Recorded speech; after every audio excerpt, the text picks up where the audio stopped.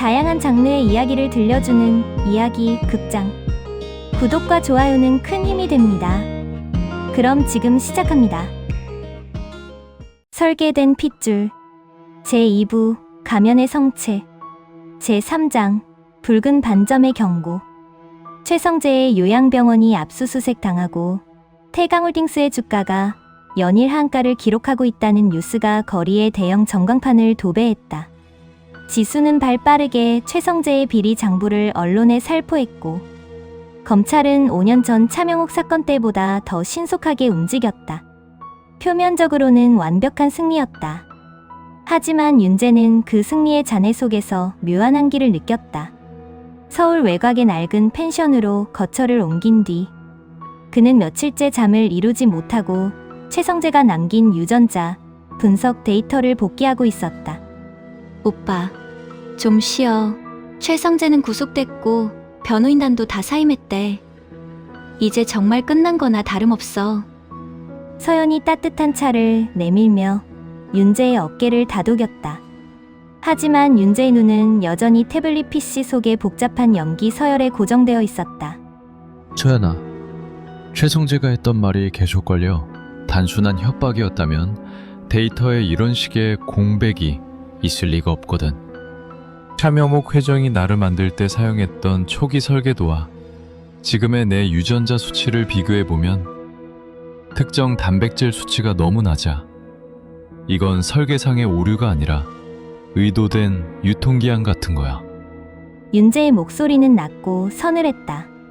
그는 자신이 한 번도 인간으로 대접받지 못했다는 사실은 진작에 받아들였지만 그 잔인한 설계가 자신의 딸인 윤슬이에게까지 뻗어있다는 사실은 견디기 힘들었다. 설마 정말 윤슬이가 아플 수도 있다는 거야? 서연의 손이 미세하게 떨렸다. 그 순간 방 안에서 윤슬이의 날카로운 울음소리가 들려왔다. 두 사람은 본능적으로 방 안으로 뛰어들어갔다. 낮잠을 자고 있어야 할 윤슬이가 침대 위에서 몸을 잔뜩 웅크린 채 앓는 소리를 내고 있었다. 윤슬아, 왜 그래? 어디 아파? 서연이 급히 아이를 안아 올렸다. 아이의 몸은 불덩이처럼 뜨거웠다. 단순한 감기라고 생각하고 싶었지만 아이의 반소매 셔츠 너머로 드러난 팔뚝을 본 서연의 안색이 순식간에 창백해졌다.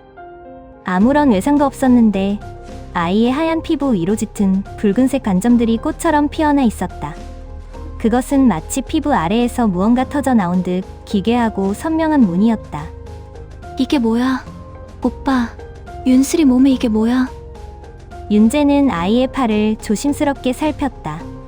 그의 머릿속에 최성재의 비웃음 섞인 목소리가 천둥처럼 울렸다. 특정 주기에 도달하면 세포가 자가 파괴를 시작하지. 병원에 가야 해. 아니, 일반 병원은 안 돼.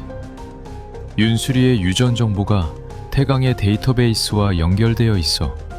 일반 병원에서 혈액 검사라도 하는 순간 태강의 잔당들에게 위치가 노출될 거야. 그럼 어떡해? 아이가 이렇게 아픈데 그냥 보고만 있으라는 거야? 서연의 눈에 눈물이 고였다. 윤재는 떨리는 손으로 아이의 이마를 짚었다. 냉철함을 유지하려 애썼지만 아이의 뜨거운 열기는 그의 이성을 무너뜨리고 있었다. 그때 윤재의 휴대폰으로 발신번호 제한 전화가 걸려왔다. 아이가 아프기 시작했지? 낮고 허스키한 중년 여성의 목소리였다. 차명옥도 최성재도 아니었다. 윤재는 본능적으로 전화를 스피커폰으로 바꿨다. 누구야? 당신이 이걸 어떻게 알아? 나는 차명옥의 그림자였고 최성재의 스승이었던 사람이다. 프로젝트 아담의 초기 설계자라고 하면 이해가 빠르겠군. 최성재가 말한 건 반만 진실이다. 아이의 세포가 파괴되는 게 아니라 아이의 면역 체계가 자신의 유전자를 외부 물질로 인식하고 공격하기 시작한 거야. 박사 권혜숙인가? 윤재는 태강 생명공학의 전설로 불리다 10년 전 의문사한 것으로 알려진 권예숙 박사의 이름을 떠올렸다. 죽은 사람 이름은 불러서 뭐하나. 아이를 살리고 싶다면 지금 당장 내가 보내는 주소로 와라.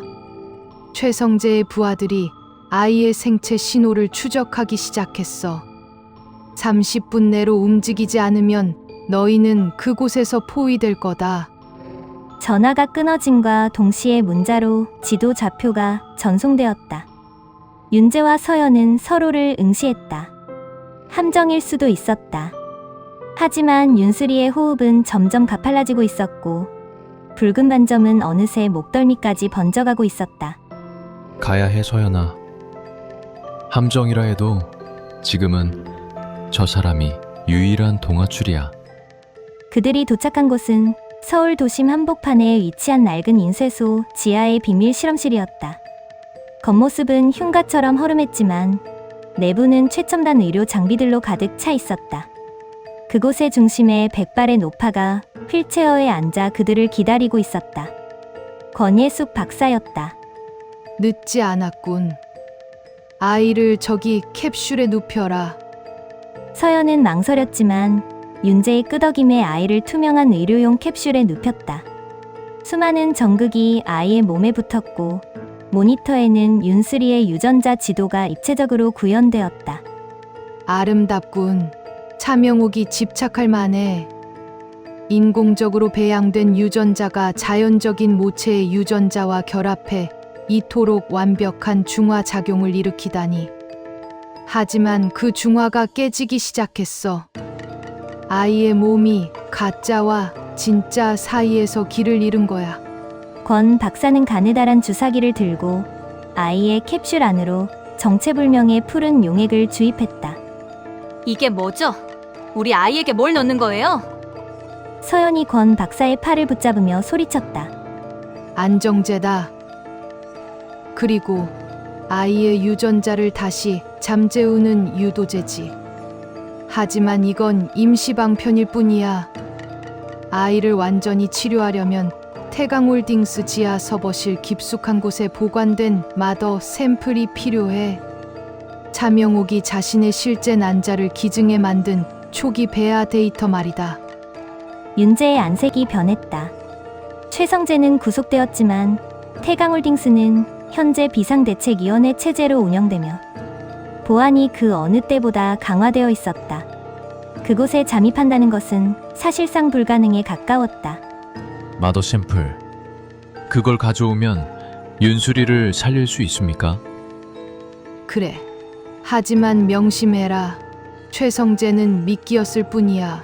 태강을 뒤에서 조종하는 진짜 세력은 이제 막 고개를 들기 시작했어. 그들은 아이의 치료제에는 관심이 없다. 오직 그 샘플을 이용해 더 완벽한 군대를 만들고 싶어 하지. 권 박사의 말이 끝나기도 전에 실험실 내부의 경보음이 울리기 시작했다. 폐쇄회로 화면에는 전술 복장을 한 정체불명의 사내들이 인쇄소 입구를 폭파하고 진입하는 장면이 잡혔다. 최성재 도와드립니까? 윤재가 허리춤에 감춰둔 총을 꺼내며 물었다. 아니, 최성재 따위가 부릴 수 있는 수준이 아니야. 저들은 파운더스, 태강을 탄생시킨 그림자 투자자들이다. 차명옥도 그들에게는 일종의 관리인에 불과했지. 권 박사는 침착하게 단말기의 자폭 시퀀스를 눌렀다. 윤재야, 서연아, 아이를 데리고 뒷길로 나가라. 저들이 원하는 건 아이의 혈액이다. 마더 샘플 없이는 아이는 3일 이상 버티지 못해. 너희가 선택해라. 아이와 함께 죽을 것인지 아니면 다시 저 지옥 같은 태강의 심장부로 걸어 들어가 진실을 마주할 것인지. 윤재는 잠이 든 아이를 다시 등에 업었다. 서연은 권 박사가 건네준 데이터 칩을 움켜쥐었다. 인쇄소 뒷문으로 빠져나오는 순간 등 뒤에서 거대한 폭발음이 들려왔다. 권 박사는 자신의 평생 연구 성과와 함께 화염 속으로 사라졌다. 서울의 밤거리는 다시 차가운 정적에 휩싸였다. 윤수리의 숨소리는 안정제 덕분에 평온해졌지만 윤재와 서연의 눈앞에는 이제껏 상대했던 적들과는 차원이 다른 거대한 심연이 입을 벌리고 있었다. 서연아, 미안해. 다시 그곳으로 보내게 해서. 아니, 오빠, 이번엔 우리가 부수러 가는 거야. 우리 아이의 내일을 훔쳐간 그놈들의 성체를. 두 사람은 안개 자욱한 도심의 어둠 속으로 몸을 감췄다. 이부의 전쟁은 이제 탈출이 아닌 탈환으로, 그리고 단순한 복수가 아닌 생존을 위한 처절한 사투로 변모하고 있었다. 붉은 반점이 새겨진 아이의 운명을 바꾸기 위한 부모의 마지막 전쟁이 태강의 심장부를 향해 정조준되고 있었다. 제4장 심장의 주인. 인쇄소의 화염을 뒤로하고 도착한 곳은 지수가 미리 준비해둔 도심 외곽의 지하 창고였다. 윤슬이의 상태는 권 박사의 안정제 덕분에 잠시 진정된 듯 보였지만 아이의 손목에 남은 붉은 반점은 여전히 기분 나쁜 빛을 띠며 사그라지지 않고 있었다. 남은 시간은 72시간이에요. 아니죠. 이동 시간을 빼면 실질적으로 우리에게 주어진 건 이틀뿐이네요. 지수가 태강홀딩스 본사 사옥의 3D 입체 설계도를 테이블 위에 띄웠다. 5년 전 차명옥의 몰락 이후 대대적인 보수 공사가 이루어졌지만 건물의 뼈대만큼은 변하지 않았다. 하지만 문제는 보안이었다. 최성재가 구속된 이후 파운더스라 불리는 배후 세력은 사옥의 모든 보안 시스템을 인공지능 기반의 생체 인식 체계로 교체했다. 지하 7층. 거기가 마더 샘플이 보관된 냉동 보관실입니다. 거긴 인터넷망과 완전히 분리된 에어갭 상태라 원격 해킹은 불가능해요. 누군가 직접 들어가서 물리적 인증을 거쳐야만 문이 열리죠. 지수의 설명에 서연이 떨리는 목소리로 물었다. 물리적 인증이라뇨? 지문이나 홍채 같은 거 말인가요? 지수는 침묵하다가 윤재를 바라보았다. 그보다 더 잔인한 방식이에요. 그 보관실은 특정 유전자, 신호에 반응하도록 설계되어 있어요. 태강이 설계한 핏줄, 즉 윤재 씨의 혈액이 열쇠예요. 하지만 단순히 피만 뽑아선 안 돼요. 살아있는 신체의 전기 신호와 혈류가 동시에 감지되어야 하죠. 윤재 씨가 직접 그 앞에 서야 한다는 뜻이에요. 윤재는 자신의 손을 내려다보았다. 한때는 저주라고 생각했던 이 핏줄이 이제는 딸을 살릴 유일한 열쇠가 되었다는 사실이 지독한 조소처럼 느껴졌다. 내가 갈게. 내가 들어가서 샘플을 가져올게. 오빠, 그곳은 함정이야. 그들은 오빠가 올 걸 알고 있어. 오빠가 보관실 문을 여는 순간 그들은 샘플과 오빠를 동시에 가둘 거야. 서연의 반대에도 윤재의 눈빛은 흔들림이 없었다. 그는 구석에서 짐을 챙기던 지수에게 물었다. 지수 씨, 준비됐나요? 우리가 가진 마지막 배. 지수는 비장한 표정으로 고개를 끄덕였다. 그녀의 손에는 차명옥 회장이 감옥에 가기 전 지수에게 따로 남겼던 비밀 계좌의 하드웨어 월렛이 들려 있었다. 그것은 태강의 시스템을 일시적으로 마비시킬 수 있는 일종의 백도어 프로그램이었다. 다음 날 자정, 서울의 마천루들 사이로 거대한 태강홀딩스 건물이 검은 비석처럼 서 있었다. 윤재와 서연은 환경미화 차량으로 위장한 트럭을 타고 사옥 지하 주차장에 잠입했다. 지수는 인근 통신기지국 근처에서 보안망에 간섭을 일으키며 그들의 길을 열었다. 지금부터 10분간 지하 4층 화물 엘리베이터의 감식 카메라가 루프 영상으로 대체됩니다. 서두르세요. 지수의 무전 소리와 함께 윤재와 서연은 차에서 내렸다. 서연은 등에 윤슬이를 업고 있었다. 아이를 안전한 곳에 두고 오려 했지만 권 박사는 마더 샘플을 추출하는 즉시 아이의 혈관에 투입해야만 거부 반응을 최소화할 수 있다고 경고했다. 결국 아이의 생사가 달린 현장으로 온 가족이 뛰어든 셈이었다. 화물 엘리베이터가 지하 7층에 도착하자 차가운 냉기와 함께 기계적인 공기 정화 소음만이 들려왔다. 통로는 온통 백색 대리석과 강화 유리로 이루어져 있어 숨을 곳조차 없었다. 바로 저기군. 통로 끝 은백색의 육중한 금속문이 나타났다. 그 문 앞에는 두 대의 로보틱 가드와 열 감지 센서가 요새처럼 버티고 있었다. 지수 씨, 지금입니다. 윤재의 신호와 함께 건물의 전등이 일시적으로 꺼졌다 켜지기를 반복했다. 지수가 심어둔 덱도어 프로그램이 보안 시스템과 충돌하며 과부하를 일으킨 것이었다.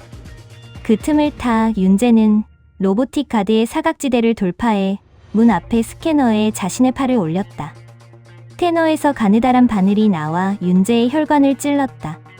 붉은 피가 관을 타고 흘러들어갔고 기계는 윤재의 심장 박동과 혈류 속도를 실시간으로 분석했다. 사용자 확인 최윤재. 코드네임 아덤. 접근을 승인합니다. 육중한 문이 열리며 보관실 내부가 드러났다. 그곳은 인간의 체온이 닿지 않는 영하의 공간이었다. 중앙의 원통형 냉동고 안에 푸른 빛을 내뿜는 작은 실린더들이 보관되어 있었다. 그것이 바로 윤슬이를 살릴 마더 샘플이었다. 샘플을 손에 넣으려는 찰나 보관실 내부에 환하게 조명이 들어왔다. 그리고 문이 순식간에 닫히며 윤재와 서연을 가두었다. 보관실 벽면에 설치된 대형 스크린이 켜지더니 정갈한 화이트 수트를 입은 노신사가 나타났다. 최성재보다 훨씬 더 고풍스럽고 위압적인 분위기를 풍기는 사내 파운더스의 수장 이사야였다. 역시 돌아왔군. 아담, 제 발로 돌아올 줄 알았네. 부성애라는 건 참으로 효율적인 제어 장치야. 이사야, 당신이 권 박사를 죽였나? 윤재의 물음에 이사야는 가볍게 웃었다. 권 박사는 유통기한이 지난 부품이었을 뿐이야. 우리는 그녀보다 훨씬 뛰어난 결과를 원하거든. 바로 자네와 저 아이 말이야. 이사야는 화면을 통해 서연의 뒤에 엎인 윤슬이를 탐욕스러운 눈으로 바라보았다. 차명옥은 감상에 젖어 너를 아들로 여겼지만 우리는 너를 인류의 다음 단계로 본다. 저 아이는 그 단계가 완성된 결과물이지. 아이의 몸속에 있는 그 붉은 반점, 그건 결함이 아니야. 세포가 초월적인 속도로 재생되는 과정에서 발생하는 과부하일 뿐이지. 마더 샘플만 투입되면 저 아이는 영원히 늙지도 병들지도 않는 신인류가 될 거야. 서연은 아이를 감싸 안으며 뒤로 물러났다. 당신들 마음대로는 안 돼. 이 아이는 실험체가 아니라 내 딸이야. 과연 그럴까? 너희가 여기서 나갈 수 있다고 믿는 건가? 지금 지수라는 그 계집은 이미 우리 보안팀에 의해 제압당했다. 너희에겐 더 이상의 지원군은 없어. 화면 옆으로 피를 흘리며 쓰러져 있는 지수의 모습이 비춰졌다. 서연의 비명이 보관실을 울렸다. 윤재는 주먹을 꽉 쥐었다. 이사야는 여유롭게 와인을 마시며 말을 이었다. 선택권을 주지. 아이에게 샘플을 투입하고 우리에게 넘겨라. 그러면 너와 저 여자는 자유롭게 보내주마. 아니면 여기서 셋이 함께 냉동되어 영원한 샘플로 남든지. 이사야의 제안에 윤재는 천천히 냉동고로 다가갔다. 그의 손에는 방금 꺼낸 마더 샘플 실린더가 들려 있었다. 그래, 당신 말이 맞아. 이 아이는 당신들의 기술로 만들어졌지. 하지만 당신들이 잊은 게 있어. 윤재는 실린더를 서연에게 건네주며 그녀의 귀에 짧게 속삭였다. 지금 당장 윤수리에게 주입해. 무슨 짓이지? 보안팀 당장 진입해! 이사야가 소리쳤다. 서연은 주저없이 실린더의 자동 주입 장치를 윤슬이의 허벅지에 눌렀다. 푸른 액체가 아이의 혈관 속으로 빠르게 퍼져나갔다. 그 순간 윤재는 보관실 중앙의 메인 단말기에 자신의 휴대폰을 연결했다. 이사야, 당신은 내 피가 열쇠라고 했지? 하지만 이 피는 단순한 열쇠가 아니라 이 건물을 무너뜨릴 바이러스이기도 해. 뭐라고? 차명옥 회장이 나를 설계할 때 만약을 대비해 심어둔 코드가 하나 더 있었어. 내 생체 신호가 이 보관실의 시스템과 동기화되었을 때만 작동하는 강제 과부하 명령. 지수 씨가 마지막으로 보내준 건 백도어 프로그램이 아니라 내 피 속에 잠들어 있던 파괴 본능을 깨우는 트리거였어. 윤재의 심장 박동이 빨라지자 보관실의 서버들이 비명을 지르며 타오르기 시작했다. 붉은 경고등이 사방에서 전멸했고 닫혔던 문이 시스템 오류로 인해 강제로 개방되었다. 서연아, 지금이야. 나가. 윤재는 달려오는 경호원들을 몸으로 막아섰다. 마더 샘플이 투입된 윤슬이의 몸에서 눈부신 열기가 뿜어져 나오기 시작했다. 아이의 피부 위에 있던 붉은 반점이 씻은 듯이 사라지며 아이가 눈을 번쩍 떴다. 그 눈동자는 찰나였지만 황금빛으로 빛나고 있었다. 폭발음과 함께 지하 7층은 연기로 가득 찼다. 윤재는 서연과 아이를 데리고 비상 계단을 향해 뛰었다. 지수 또한 부상을 입었지만 미리 준비해둔 소형 EMP 폭탄을 터뜨려 추격조의 통신을 마비시킨 뒤 합류했다. 지수씨, 살아있었군요. 서연이 눈물을 흘리며 지수를 부축했다. 저놈들은 아직 저를 몰라요. 제가 차 회장님께 배운 게 얼마나 많은지. 지수가 창백한 안색으로 미소 지었다. 건물 밖으로 빠져나온 그들의 뒤로 태강홀딩스의 거대한 유리창들이 내부 폭발로 인해 비처럼 쏟아져 내렸다. 파운더스의 수장 이사야는 화면 너머에서 분노로 일그러진 얼굴로 소리를 지르고 있었지만 이미 제국의 심장부는 마비된 상태였다. 새벽 4시 광화문거리는 고요했다. 윤재는 품 안에서 평온하게 숨을 쉬고 있는 윤슬이를 내려다보았다. 붉은 반점은 사라졌고 아이의 호흡은 그 어느 때보다 깊고 단단했다. 오빠, 이제 정말 된 거야? 아니, 이제 시작이야. 이사야와 파운더스는 멈추지 않을 거야. 하지만 이제 우리 윤슬이는 더 이상 그들의 설계도 안에 갇힌 존재가 아니야. 윤재의 말대로 윤슬이는 장결에 서연의 손을 꽉 잡았다. 그 소나기의 힘은 일반적인 5살 아이의 것이 아니었다. 마더 샘플과 아이의 순수한 생명력이 결합하여 탄생한 그 누구도 예측하지 못한 진화의 시작이었다. 제국의 성벽은 다시 무너졌다. 하지만 그 잔해 속에서 깨어난 것은 단순한 도망자가 아니었다. 설계된 핏줄의 한계를 뛰어넘어 스스로의 운명을 개척할 수 있는 강력한 생명 그 자체였다. 윤재는 무너진 사옥을 바라보며 나지막이 읊조렸다. 당신들이 만든 괴물이 당신들을 사냥하러 갈 거다. 기대해, 이샤야.